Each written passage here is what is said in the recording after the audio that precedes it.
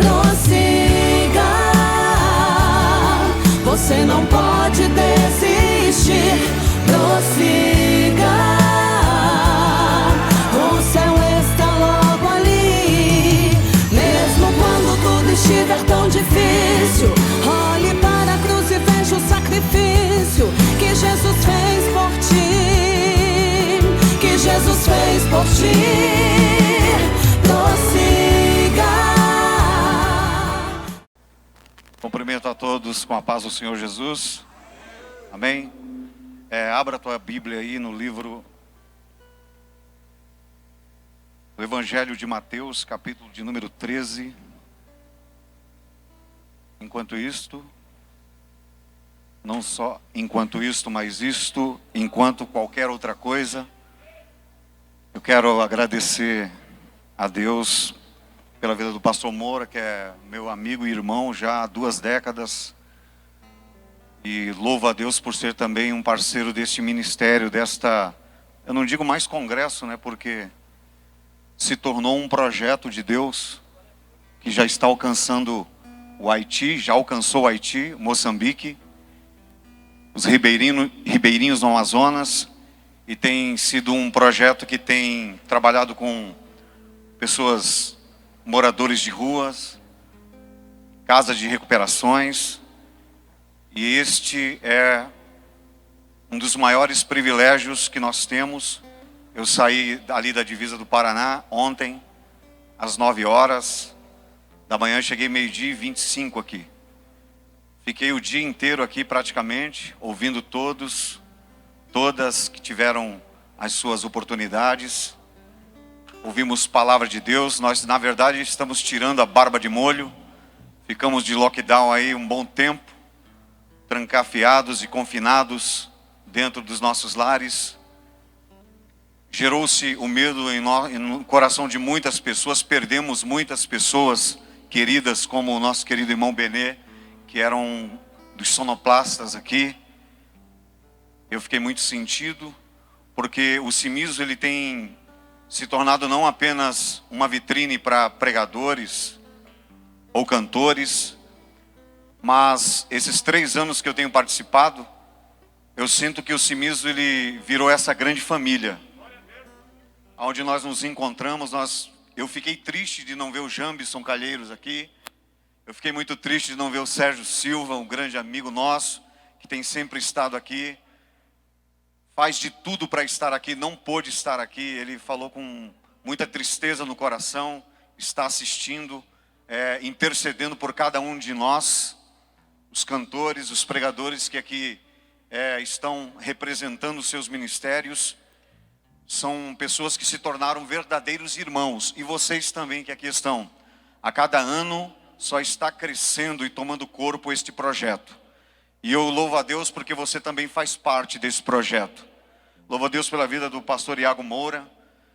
Ele disse aqui, eu tenho toda a liberdade de falar, que eu também catei papelão na minha vida. Com 9 anos de idade, eu fui obrigado a sustentar, ajudar a sustentar. Não tinha terminado escola, tinha abandonado escola para poder sustentar minha família. Eu tive que catar papelão, catar ferro velho. Eu não tenho vergonha de estar aqui representando a minha cidade hoje, a cidade de Cajati, no Vale do Ribeira. O Vale do Ribeira é conhecido como o Vale da Miséria e da Fome, mas Deus está mudando, está levantando pregadores, está levantando semeadores para esta grande obra. Que Deus abençoe a sua vida, Deus abençoe a vida de todos, os cantores, os pregadores, os nossos queridos irmãos que aqui estão. Vocês fazem parte da minha família. Eu perdi meu pai, mas eu ganhei muitos pais. Pastor Moura é prova disso. A gente briga muito, pastor Moura. Eu dou o que eu posso de trabalho de arte para este evento. E às vezes a gente briga, porque o amigo ele briga, ele discute, ele não falta com respeito, mas ele discute. O verdadeiro amigo é esse. Não é aquele que concorda com tudo que você faz. Esse não é amigo, é o interesseiro. E ele me contando algumas coisas, os porquês às vezes, das tristezas e das interrogações. Foram muitos que traíram esta obra, eu falo com toda a franqueza aqui. Muitos traíram a confiança dele, traíram a confiança de muitos aqui. Achando que isso aqui é uma máquina de ganhar dinheiro, o pessoal, se fosse assim, ele estava rico. E se fosse assim, Deus teria abatido, não teria nem permitido a abertura deste evento. Eu acompanho, eu brigo, e às vezes a gente fica até dias sem falar, mas passa alguns dias, a gente vai e se torna, volta a se falar, porque eu fico revoltado com gente que subiram aqui neste altar, se alimentaram deste altar, se promoveram deste evento, e hoje viraram as costas, estão abrindo eventos paralelos, fora da vontade de Deus, achando que isto irá trazer benefícios. Aí eu fico revoltado. E a gente briga. Mas depois a gente se abraça. Amém?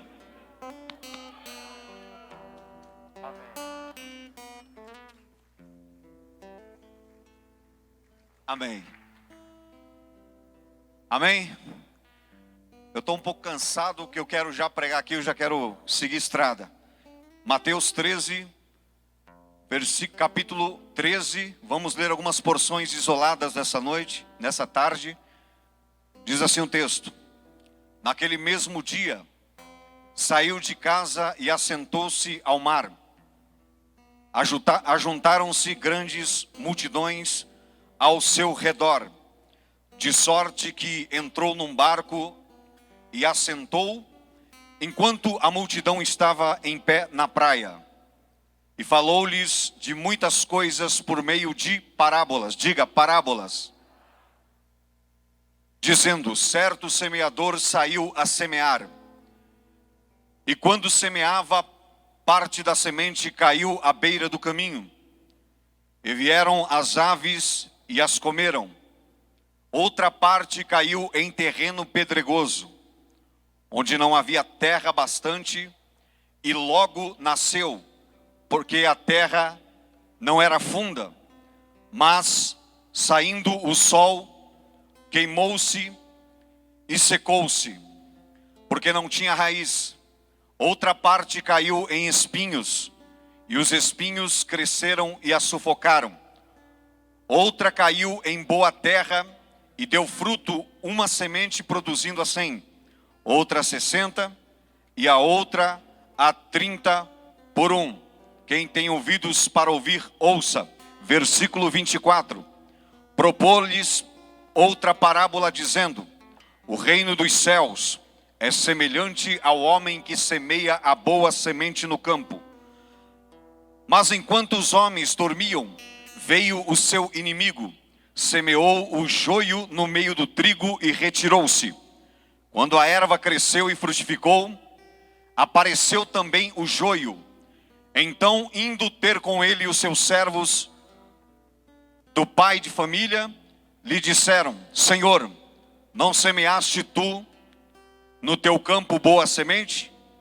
Como então está cheio de joio? Respondeu-lhe eles: um inimigo é quem fez isto. Disseram-lhe os servos: queres que vamos e arrancamos? Porém ele lhe disse: não, para que ao colher o joio, não arranqueis também o trigo com ele. Deixai crescer ambos junto à ceifa. Por ocasião da ceifa, direi aos ceifeiros: colhei primeiro o joio e atai-o em molhos, para o queimar, então colhei o trigo e recolhei-o no celeiro. Versículo de número 31. Outra parábola lhe propôs, dizendo: o reino dos céus é semelhante ao grão de mostarda, que um homem tomou e semeou no seu campo. Embora seja a mais pequena de todas as sementes, as hortaliças, contudo cresce e é maior do que as hortaliças, e se transforma em árvore, de sorte que vêm as aves dos céus e se aninham nos seus ramos. Versículo 33. Outra parábola lhe propôs: o reino dos céus é semelhante ao fermento, que uma mulher toma e introduz em 3 medidas de farinha, até que tudo seja levedado. Versículo de número 44. O reino dos céus é semelhante a um tesouro escondido num campo. Achando-o um homem, escondeu-o de novo.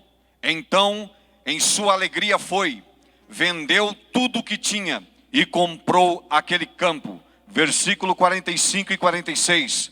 Outro sim, o reino dos céus é semelhante a um comerciante que busca pérolas, e tendo encontrado uma pérola de grande valor, vendeu tudo o que tinha e o comprou. Versículo 47 a 51.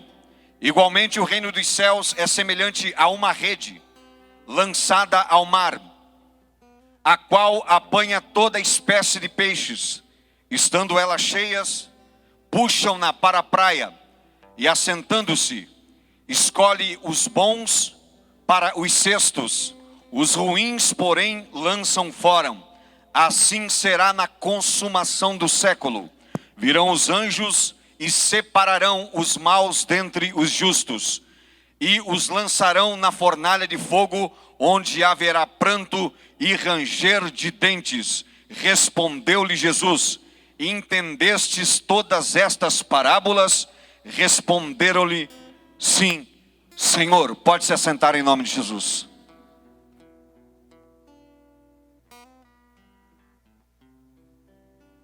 Eu quero pregar sobre as 7 parábolas que revelam verdades sobre o reino dos céus, já que o tema sugerido do evento CIMISO, 12º Encontro Internacional e Interdenominacional de Missões na cidade de Suzano, sugere, falando sobre o poder do Evangelho de Jesus Cristo, e falando também as mensagens que foram ministradas, relacionando aquilo que era a missão de Jesus: pregar o reino de Deus.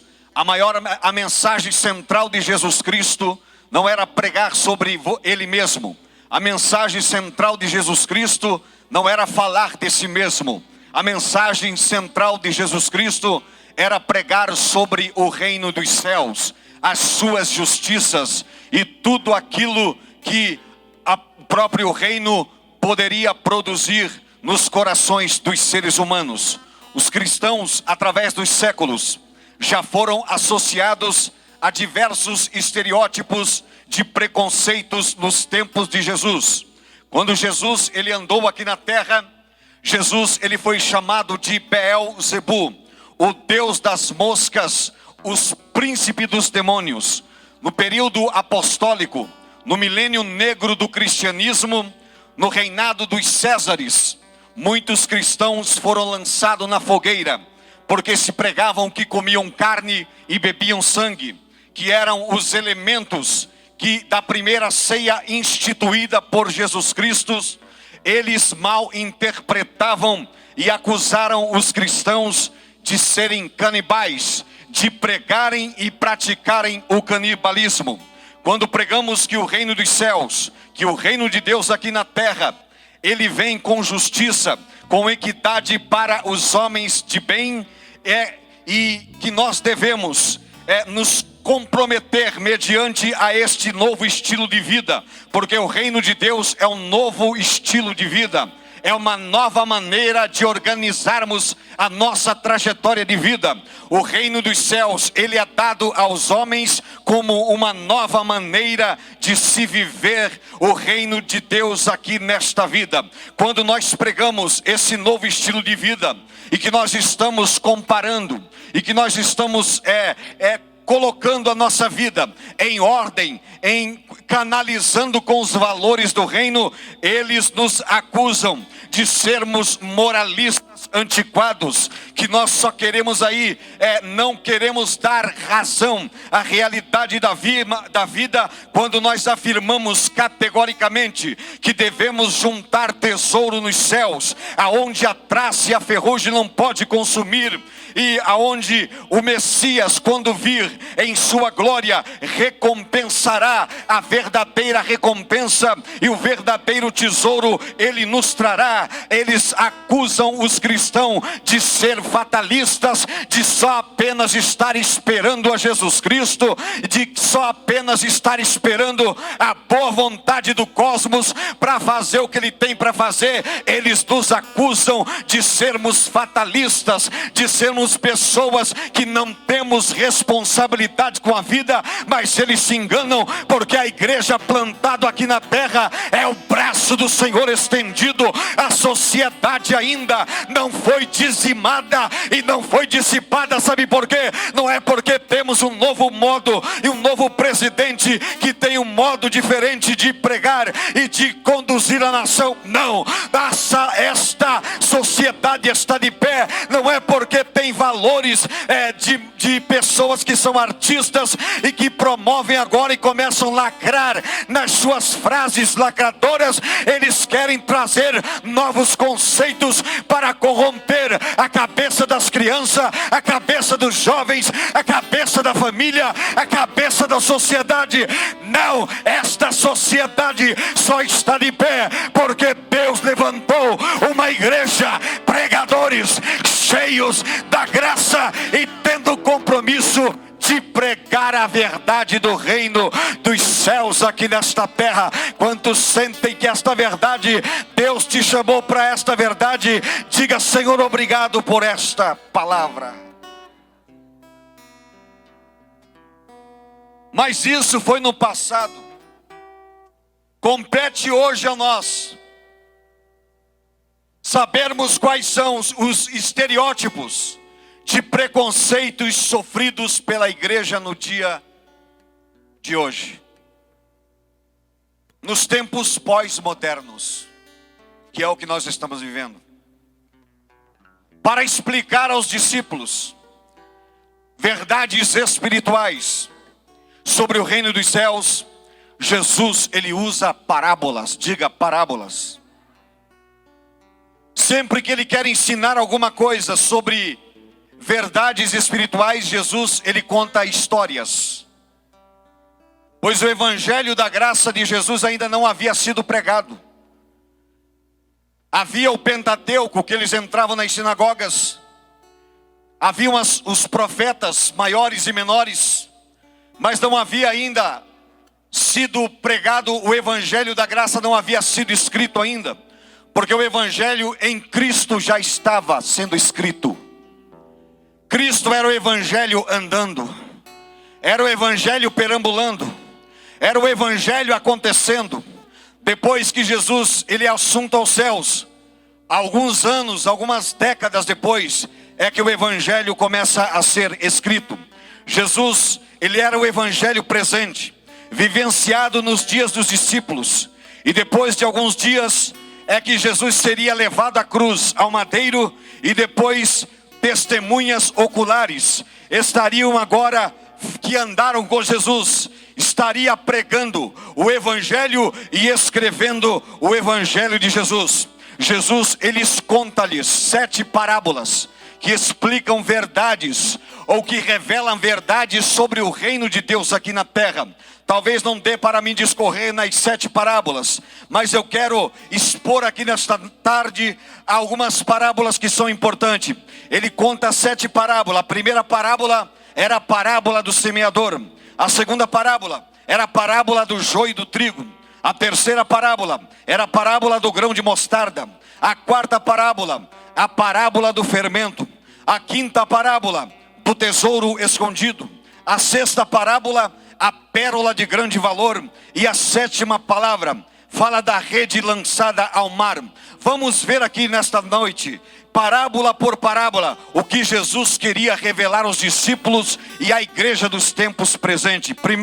A primeira parábola é a parábola do semeador. Nesta parábola, Jesus está afirmando que a verdade central do evangelho é que o reino dos céus é um reino de palavras.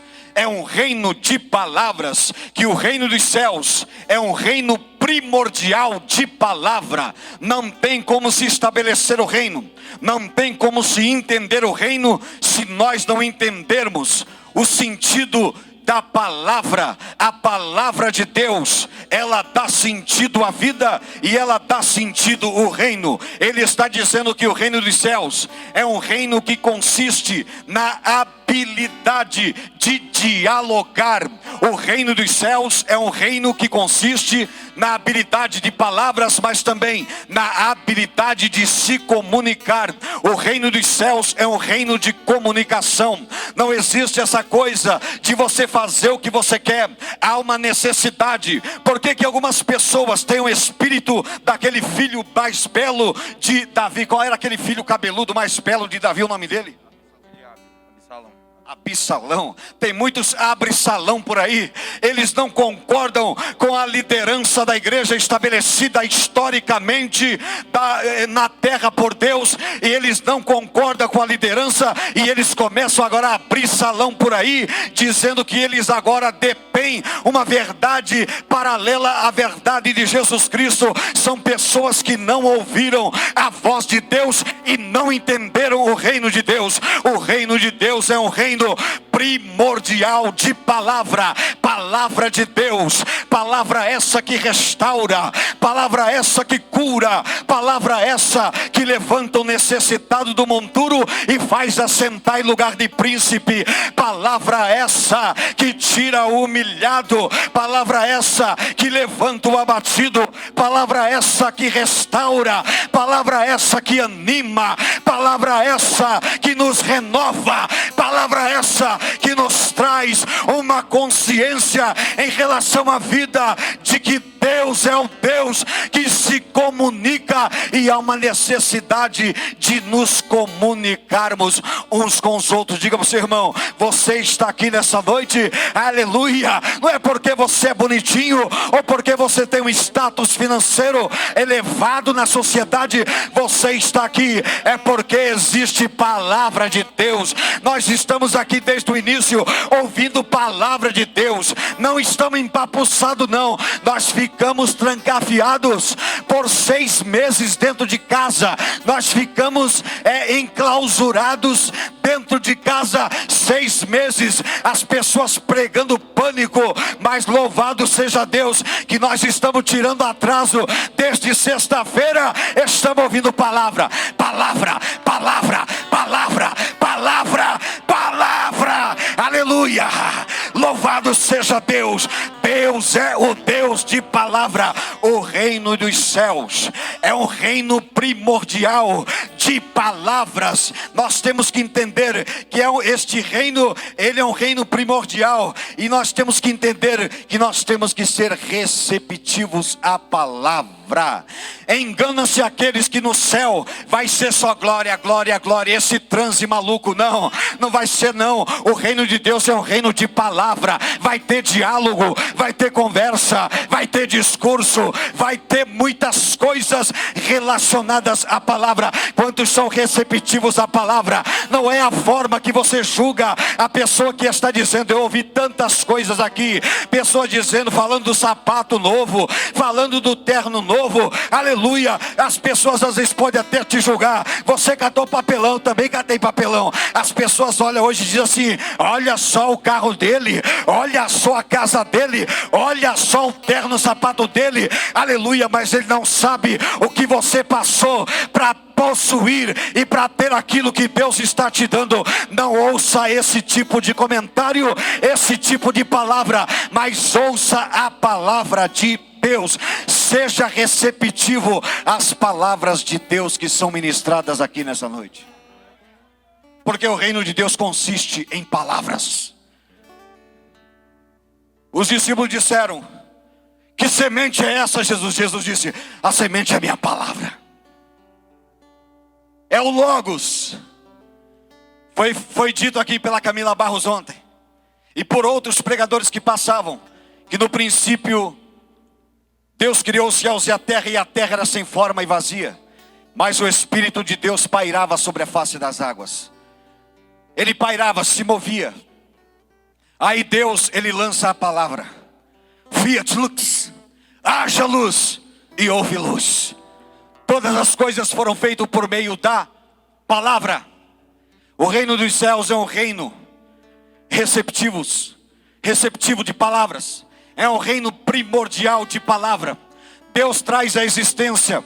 Deus, ele traz à existência coisas sem ter a prova da existência que ele poderia trazer essas coisas. Foi dito aqui que Deus existe. Eu digo mais do que isso. Deus, ele não existe. Deus, ele é. Porque uma pessoa que existe pressupõe que alguém teve que planejar ele. Uma coisa que existe pressupõe que alguém teve que arquitetar. Quando Deus chega para Moisés e diz: Moisés, tira o meu povo da mão de Faraó, tira o meu povo e leva para a terra prometida. Moisés diz para Deus: Deus, mas no nome de quem? Será que no nome de quem eu falo? Será que ele vai acreditar em mim? E no nome de quem? Quem que eu posso falar? No nome poderoso, para que ele libere o povo. Diga assim: diga, eu sou o que sou. Eu não existo, eu sou.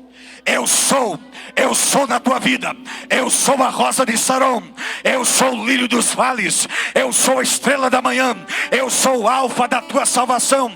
Eu sou o ômega da tua redenção. Eu sou. E se isto é heresia, eu a confesso diante de todos vocês. Mas o meu Deus, ele é o cordeiro imolado antes da fundação do mundo. Receba de Deus. Acredite que Deus está aqui nessa noite.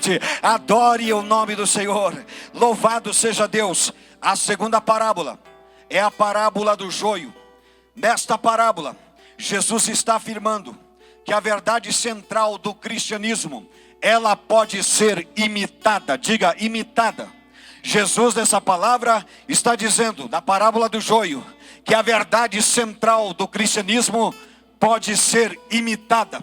E aqueles que não souberem discernir, aleluia, essas verdades podem também serem enganados.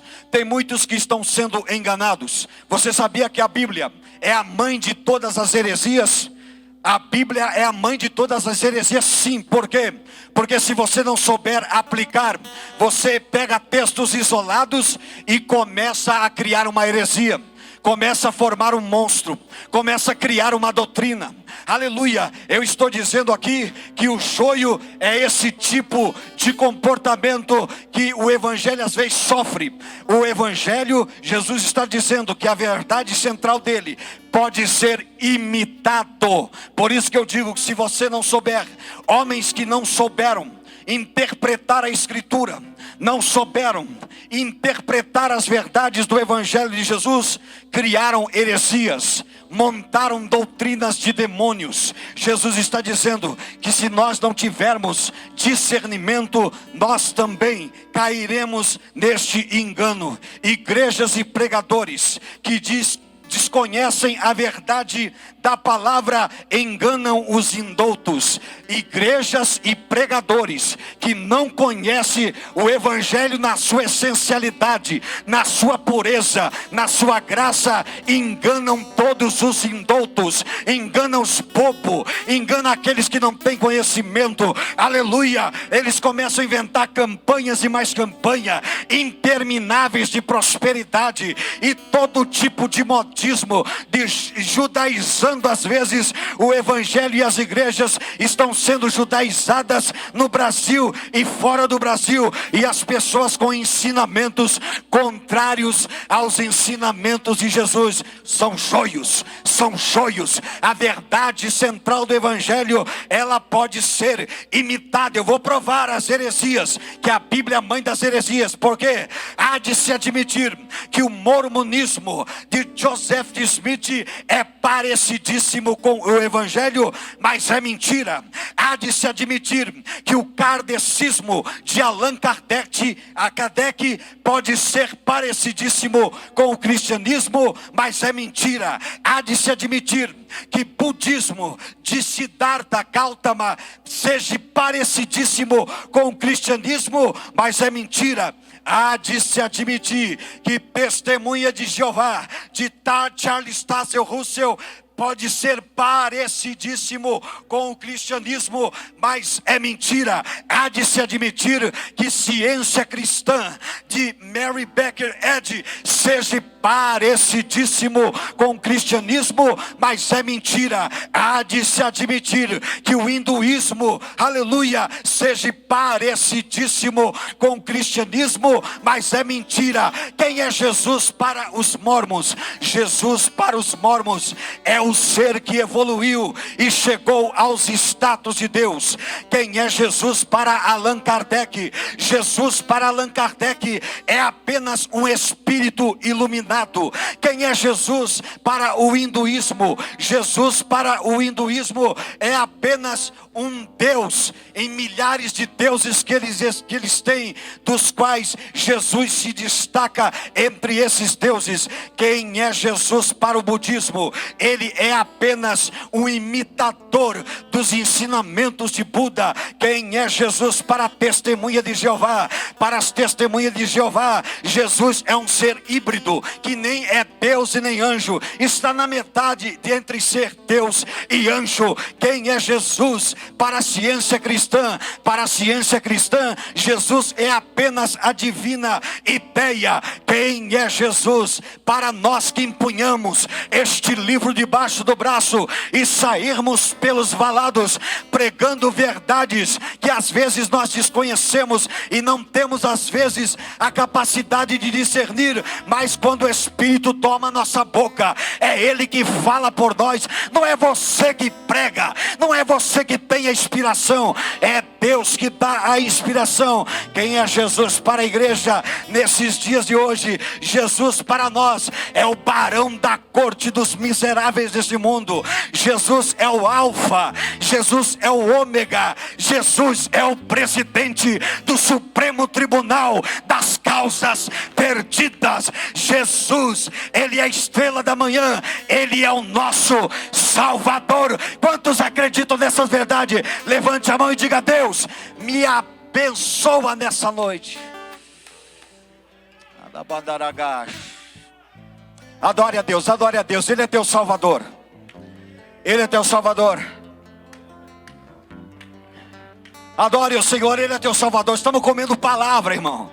Palavra, palavra, palavra. Teve profetas de Deus aqui como Iago Moura. Teve profetas de Deus aqui como os cantores, que já entregaram o recado de Deus. Mas agora nós estamos se alimentando também dos ensinamentos de Jesus Cristo. Oh, Ele é o meu Salvador, é o teu Salvador. A terceira parábola, pode se assentar. A terceira parábola é a do grão de mostarda. Jesus está dizendo que a verdade central do cristianismo e do evangelho é que o evangelho produz o crescimento, que a palavra produz o crescimento. O verdadeiro evangelho produz transformação. É por isso que ele prega essa parábola falando da parábola do grão de mostarda. É o evangelho que transforma. Não é um evangelho que só maqueia as pessoas por fora, mas desconhece o coração, o que está interno dentro do coração. O verdadeiro evangelho, vou repetir, ele não maqueia, ele não só pincela as pessoas com verniz de religiosidade e não toma o conhecimento do que se passa dentro do coração do homem. Porque a palavra do Senhor diz, Hebreus 4:12, porque a palavra do Senhor é viva e eficaz, mais penetrante do que qualquer espada alguma de 2 gumes. É capaz de penetrar na divisão da alma, separando juntas e medulas, e é apta para discernir os pensamentos e as intenções humanas. Se você quer conhecer a pessoa que está do teu lado, é a palavra que dá essa condição, é a palavra que dá esse direito a você. Talvez você olhe para a pessoa, julgue a sua aparência, porque foi pregado aqui que muitas vezes aquilo que é, não é aquilo que nós imaginamos. Aquilo que aparenta ser não é. Aquilo que brilha, muitas vezes não é ouro. Tem muitas coisas que nós observamos, que nós temos como verdades espirituais, quando na verdade é apenas uma imitação.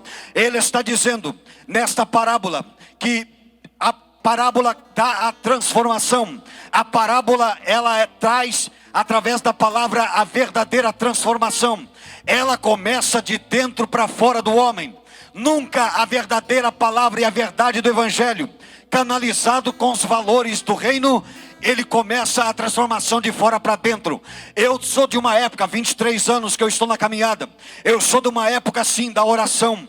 Sou de uma época sim de se visitar vigílias. E a vigília não é de só cantoria, não, mas é vigília de oração, de dobrar o joelho e passar 5 horas orando. Sou dessa época. Eu não acredito nesta época que nós estamos vivendo, época de solução rápida, época de tudo em 3 minutos. É o crente miojo, 3 minutos já está pronta a oração dele. Em 3 minutos eu não acredito. Uma pessoa que levanta a mão na igreja e ela vem para a casa do Senhor e ela começa agora a observar a pregação. Os pregadores ele acha bonito e ele acha um meio de vida de poder se locupletar do evangelho para ganhar dinheiro. Sabe o que ele faz? Compra um terno, compra um sapato, compra uma pasta e em 3 meses já está feito. Começa a ouvir mensagem de YouTube e em 3 meses ele já se acha que é um obreiro. Quando Deus ele chama o jovem Timóteo e apresenta a igreja quis contrariar, porque dizia: Timóteo é jovem demais,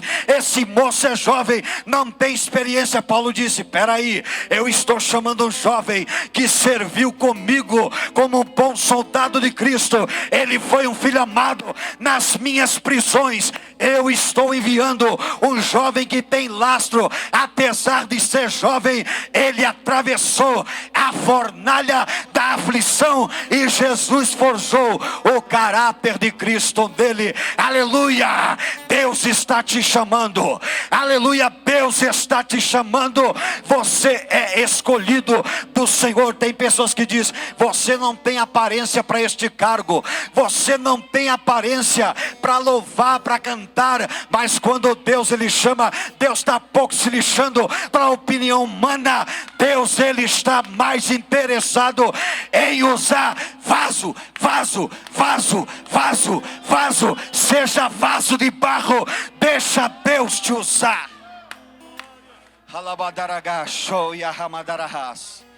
Se coloque de pé em nome de Jesus. Não deu para discorrer todas as parábolas. Pegue na mão do seu irmão aí.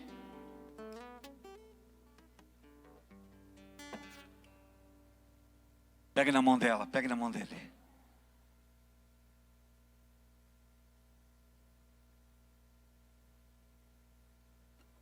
Olhe para ele. Olhe para ele. Diga assim: você me permite orar por você? Diga: você me permite deixar Deus me usar para você? Diga assim: você acredita no meu ministério? Diga: por quê? Não foi dado pelo homem, mas foi dado por Deus. Você me permite abençoar a tua família? Diga: você me permite abençoar o teu ministério? Você me permite abençoar a tua casa? Se você permite, diga: eu permito, em nome de Jesus. Começa a orar enquanto o cantor Gerson vai cantar. Começa a orar em nome de Jesus. Ore pelo teu irmão, interceda por ele. Interceda. Pode cantar, pode soltar. Começa a interceder por esta vida que está aí. Você é vaso do Senhor nessa noite. Pode soltar.